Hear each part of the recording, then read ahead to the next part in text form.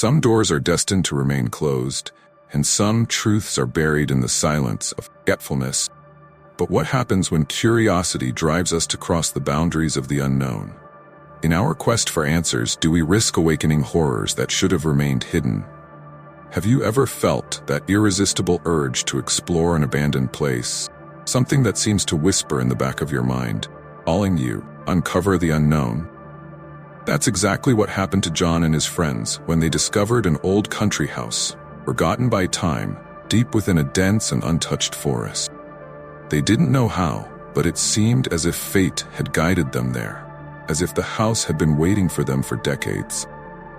The journey to the location wasn't easy. Winding roads covered in dry leaves, trees that seemed to close in on the car, creating a dark tunnel that seemed endless. Every mile traveled increased the feeling that something was wrong, but at the same time, a dark curiosity pushed them forward. The air seemed heavier, and the silence of the forest denser, as if the world was holding its breath, waiting for what was to come. When they finally arrived, the sight of the house was like a haunted painting, frozen in time. The windows were broken, the walls covered in ivy that twisted like serpents, and the roof looked like it was about to collapse. But there was something in the way the house stood there, isolated and forgotten, that made it seem alive, watching them in return. John hesitated for a moment, adrenaline mixed with a fear he couldn't explain. But before he could reconsider, his friends were already approaching the front door, ready to uncover the secrets that the country house held. No turning back, no regrets. They crossed the threshold, plunging into a world where time had stopped, and what was just curiosity would quickly turn into something much darker. The interior of the house was a true monument to abandonment, but also to something deeper, something no one dared to name. First thing that caught John's attention was the smell. A heavy, ancient odor, as if the house exhaled the secrets it had kept for so long. The walls, once white, were now yellowed, stained with water damage and covered in mold. Like scars of a past house could not hide. As the group spread out through the rooms, something began to bother John. It wasn't just the silence of the house, it was the way the furniture remained perfectly arranged, as if it had been left in a hurry but never touched again. The light coming through the broken windows created shadows that danced on the walls, and for a moment he had the impression that these shadows were moving independently, as if something invisible was there, watching. John's eyes stopped on an old portrait hanging on the wall of the main room. It was a portrait of a family, seemingly happy, but what disturbed him the most was the expression on their faces. Smiles that didn't reach the eyes, empty gazes that seemed to follow whoever looked at them. John felt a shiver run down his spine, but before he could push the thought away, one of the group's friends screamed from upstairs. Something had been found, something that didn't belong in an ordinary house. John and the others ran up the stairs, feeling the tension grow with each step. When they reached the room where the scream had come from, the friend was standing, pale, pointing to a small door in the corner of the wall. A door that, at first glance, would go unnoticed, but now seemed to pulse with its own energy. Without thinking, John stepped forward and, with a deep breath, turned the doorknob, feeling his heart race. The door creaked open, revealing what seemed to be an old children's room, with toys scattered around and a rusty iron bed. Something wasn't right. The air inside was cold, and each of them felt as if they had invaded a place that should never have been discovered. On the opposite wall, something was scribbled with trembling, almost faded letters, as if a child had tried to communicate something that should never have been said. John approached to read, but before he could understand what was written, the door behind them slammed shut with a bang, as if the house itself had decided to trap them inside, the heart of its darkest mystery. The bang of the door echoed through the room, reverberating off the walls like a sinister warning. For a moment, no one moved. The air felt heavy, almost suffocating, as the group tried to process what had just happened. John felt his heart pounding in his chest, and a sense of dread took hold of everyone. The house, which had seemed merely abandoned, now exuded a living presence, as if it were aware of their every move. The silence was broken by a sound coming from somewhere within the house. It was a whisper, low and indistinct, but it seemed to envelop every corner, as if the walls themselves were trying to speak. John turned slowly, trying to identify the source, but the sound seemed to come from all around, heightening the sense that they were not alone. One of the friends tried to open the door, but the doorknob wouldn't budge. It was as if it were held fast by something invisible, something that didn't want them to leave. Panic began to spread among the group, but John, struggling to stay calm, suggested they explore the room for another exit or something that could explain what was happening. Every step they took seemed to amplify the sound of the whispers, which were now clearer, more intense. They were voices, children's voices, voices that whispered incomprehensible words, words filled with a deep, ancient sadness. John approached the walls where the scribbles were. The letters trembled under the dim light, and he realized they were names, children's names, and a phrase repeated several times, "We will never leave." Suddenly, a cold wind swept through the room, extinguishing the only candle they had lit. The room plunged into near-total darkness, and John felt something pass by him, something he couldn't see, but that made the air around him freeze. The whispers grew louder, almost screams, and the feeling that something was there with them became unbearable. They needed to get out, but every attempt to open the door was futile. The house held them prisoner, and the whispers now turned into laughter, children's laughter, but distorted, as if the children were enjoying their fear. John realized they were in a place where the past hadn't been buried, where the souls of children still played, but in a way that was far from innocent. The house had revealed its first secret, but John knew the worst was yet to come. The tension in the room was unbearable, and the fear on each of their faces reflected the disturbing reality they were now facing. But there was something more in that house, something that was buried, hidden in the shadows. John realized they had no choice but to keep moving forward, to uncover what else the house was trying to hide. They began to explore the room more carefully, every step echoing on the creaking wooden floor. It was then that one of the friends noticed something strange on the floor. Looking closer, they realized that one of the boards was loose, slightly raised, as if it were hiding something underneath. John crouched down and, with some effort, managed to pry the board up. What they found beneath was a small compartment, dark and dusty. But what really caught their attention was a small wooden box, covered in symbols that seemed ancient and sinister. When they opened the box, the air around them seemed to grow colder, and inside it was a collection of personal items. A doll with its eyes gouged out, an old notebook with torn pages, and at the bottom, a rusty key. But what really made John's spine tingle was a photograph, yellowed with age, showing the same children from the portrait on the wall, but this time their expressions were of pure terror. And behind the children was a figure, an indistinct shadow that seemed to reach out toward them as if it were about to envelop them. John felt a chill run down his spine. The key must open some other part of the house, maybe a basement, maybe a place no one should see. But now, it was too late to turn back. The house had captured their attention, and it wouldn't let go until they had uncovered all of its secrets. With the key in hand, John turned to the others, and without a word, they all understood that there was no choice but to move forward.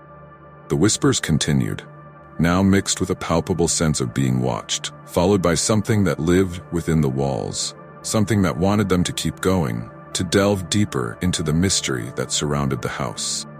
And with every step they took, the weight of the darkness around them only grew, leading them closer to the horror that lurked in the bowels of the house. If this story is already leaving you intrigued, just imagine what else we have waiting for you. Don't miss the chance to dive into even darker mysteries and terrifying revelations. Subscribe now and become part of a community that lives and breathes true horror. The next scare could be just a click away. With the rusty key in hand, the group descended the stairs in silence, each of them feeling the weight of what they were about to face. The house, once just a forgotten place, now seemed to pulse with a dark energy, as if it had been waiting for this moment for a long time, manipulating them little by little and drawing them deeper into the mysteries that surrounded the place. John led the group back to the main room, where they had seen a locked door when they first entered. The key seemed meant for it, And whatever was behind that door was the next step in the path the house had laid out for them. Key slid into the lock with a creak, and the door slowly opened, revealing a narrow, steep staircase that descended into the depths of the house. The smell emanating from below was even more intense, a mix of mold, dampness, and something else, something that smelled of decay.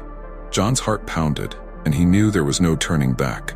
They had to go down, had to find out what the house was hiding. One of his friends refused to descend, already overcome with fear. John tried to convince him that it was better for the group to stay together. He was terrified. It was one thing to hear stories of other people living through supernatural experiences. It was another to be there, experiencing pure terror. As they descended the wooden steps, moving away from the friend who had decided not to continue the expedition, the walls seemed to close in around them, as if trying to squeeze them, suffocate them. The darkness was almost complete, broken only by the faint light of the flashlights they had brought. But that light seemed unable to fully penetrate the blackness that surrounded them, creating shadows that moved strangely, almost as if they had a will of their own. When they reached the bottom of the stairs, the group found themselves in a small basement, much smaller than they had expected. But what caught their attention was not the size, what was on the walls. The basement was covered in strange drawings and symbols, scrawled with a desperate fury in a dark red that looked like dried blood. In the center of the basement was an improvised altar, covered in melted candles and bones that appeared to be human, small bones like those of children. But what really paralyzed John was the sound. A low, continuous sobbing coming from the darkest corner of the basement. As they pointed the flashlight toward the corner, they saw a small, hunched figure that seemed to be facing away from them. It was a child, or at least it appeared to be. The figure was dressed in old, tattered, and dirty clothes, and its body trembled with each sob that escaped its lips. Something was wrong, something deeply disturbing in the way the child moved, as if it were struggling to exist, to stay there. John took a step forward, his hand trembling, wanting to help. But before he could get closer, the child slowly turned around. And then the horror revealed itself. There was no face. Where the face should have been, there was only a shapeless mass that, as if the skin had been torn away, leaving only raw flesh and eyes that glowed with an ancient hatred. The crying stopped. The silence returned. Now it was filled with a threat, made John's blood run cold. They began to hear disjointed and dark laughter. The house had shown another of its faces, and the figure before them was just the beginning of the true terror that was to come. The shock of seeing that faceless child paralyzed the group. No one could move, and the air seemed to have been sucked out of the basement, leaving only a suffocating sense of dread. The figure, once motionless, began to crawl toward them, each movement accompanied by a grotesque sound. John felt his legs tremble, the instinct to flee screaming in his mind, but something kept him there, as if he were bound by invisible chains to the horror unfolding before his eyes. As the faceless child advanced, the crying returned. But now it was a lament that seemed to come from all directions, as if the very basement were weeping. The walls, covered in symbols, began to pulsate, releasing a thick, fetid vapor that filled the air with an unbearable stench. John knew they were in danger, but panic prevented him from thinking clearly. They needed to get out of there, but how? The only exit was the staircase they had come down, and now, with the figure blocking the way, every second in that place became more desperate. It was then that the friend who had stayed behind opened the door. Crying stopped again, and for a brief moment, silence took over the basement, suddenly replaced by laughter, macabre laughter. But before they could understand what was happening, John realized in a moment of clarity that his friend was different. Convinced that this was a result of the fear he was feeling, he ignored it. By this point, John and the others knew that this house was a trap, that there was a trick to keep them there forever. With a last effort, he rushed toward the staircase, pulling his friends with him. Climbing those stairs seemed to take an eternity, each step a challenge against the panic that threatened to consume them. When they finally reached the door, it opened with a snap, as if the house were allowing them to escape. For now. Behind them, Their friend disappeared into the shadows as if he had never existed. The house had revealed another dark secret. Ready to run away as fast as they could, now they were left wondering what was happening. Marcos, his childhood friend, had disappeared before their eyes. How was that possible? They couldn't leave without him. What was happening? Escaping the basement seemed like a temporary relief, but as soon as the group returned to the main room, the sense of security evaporated like mist under the sun. Where was Marcos? Something had changed. The house, which had seemed just a place of nightmares, now pulsed with a dark energy, as if it were alive, breathing, waiting for their next move. The atmosphere was dense, heavy, and every step they took echoed as if the house were listening. John looked around, desperately trying to find a way out, to find answers, but the house seemed to have transformed into a labyrinth. The doors that had once led to familiar rooms were now sealed, and the windows, which could have been an escape route, were covered by an impenetrable layer of darkness. The group found themselves trapped in a living trap, a prison built by forces they could not understand. It was then that they heard the sound, a hoarse, distorted whisper that seemed to emanate from the very walls. "You shouldn't be here." The voice was ancient, filled with hatred and despair. It repeated, echoing from every corner, as if the house were full of lost souls, all warning, all cursing. John felt a chill run down his spine, but instead of giving in to panic, he knew they needed to find out what the house wanted from them, needed to find out where his friend was. In the corner of the room, almost hidden by darkness, there was a door they hadn't opened yet. Maria couldn't stop suggesting that they run for help, but the others didn't listen, because they needed to find Marcos. Before opening the door, John hesitated, but the feeling of being watched pushed him forward. The house wouldn't leave them alone until they did what it wanted. With trembling hands, John grabbed the doorknob and pulled. The door opened with a creak, revealing the dark interior. Inside the room, there was a body on the floor. John felt a wave of revulsion and fear, but he knew he had to see if it was Marcos. As he turned the body, a nauseating stench of decay escaped, revealing Marcos's terrified face, and on his chest was carved the same phrase they had seen in the basement. "We will never leave, and neither will you." Before John could react, the darkness around them intensified, swallowing the entire room as if the house were alive, as if it were preparing to devour them. They were at the center of the nightmare, and the real horror was just beginning. The darkness, now almost tangible, seemed to close in around them like a predator preparing to strike. Marcos, with those empty, lifeless eyes, lay there on the floor. He was the conductor of a symphony of horror that John and his friends didn't know how to stop, like a nightmare they couldn't wake from. With each passing second, the feeling of being pulled into a bottomless abyss grew, and the pressure in their chests increased, as if the air around them was becoming dense and hard to breathe. Suddenly, voices began to speak, not with words, but with a guttural voice that seemed to come from another world, a sound that mixed agony and anger. "You came where you shouldn't have," the voice said, echoing inside the heads of everyone there. "Now, pay the price." John tried to scream, but his voice was choked by the darkness. He knew he needed to act, but he was paralyzed by terror, as the house twisted around them, as if it were about to swallow them whole. In a final act of desperation, Maria ran toward the door, trying to escape, hoping it would end the nightmare. As she ran through the forest, her heart racing and her breath ragged, despair blinded her. Her feet moved frantically, trying to escape whatever was behind her. But before she could reach the car, amid the darkness and panic, she didn't see the exposed root protruding from the ground and tripped violently. The ground seemed to approach in slow motion, but the fall was unforgiving. Her body was thrown forward with brutal force, and her head struck a sharp, jagged rock on the ground. The impact was devastating. Her skull cracked with a sickening, nauseating sound, and the world around her went dark instantly. Her body lay motionless immediately, blood slowly spreading across the earth, soaking the dry leaves around her. Life slipped away in silence, and the forest returned to its tranquility as if nothing had happened.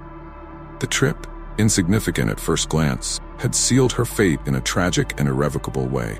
She was swallowed by the shadows, her scream cut off abruptly. The house would not allow it to be that easy. John knew they were lost. Now it was just him and one of his friends left. There was no way to escape the will of that house, something much older and more evil than any of them could have imagined. The only thing they could do was try to survive for a few more moments. He clung to his last friend, both gripped by desperation, hoping to find some weakness, some vulnerable point in that house. The pain exploded in his head, as if thousands of needles were piercing his brain. They fell to their knees, feeling the weight of all the souls trapped in that house, feeling the hatred, despair, and insatiable hunger for new victims. And then, absolute silence fell over them.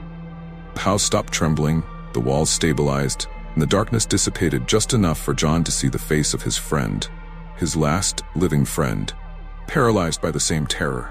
Fleeing to seek help became irresistible. Two of his friends had died in inexplicable ways. Couldn't risk dying there too. Before they could react, the void began to expand, pulling everything around them into it, like an infernal vortex. John felt his body being dragged, struggling with all his might, but it was useless. He ran for the door and managed to get out of the house. But when he looked back, his friend was trapped. His friend was being swallowed by the abyss. He screamed and banged on the door from the inside, pleading for help, until his screams faded into nothing. Now John was alone. His friends were dead. As he fell to the ground sobbing in pain and despair, he realized the terrifying truth. It wasn't the house that had imprisoned them. It was the void, a void that devoured everything and everyone who dared enter. And so, in cold, deadly silence, the house returned to emptiness, patiently waiting for its next victim. He tried repeatedly to open the door, without success.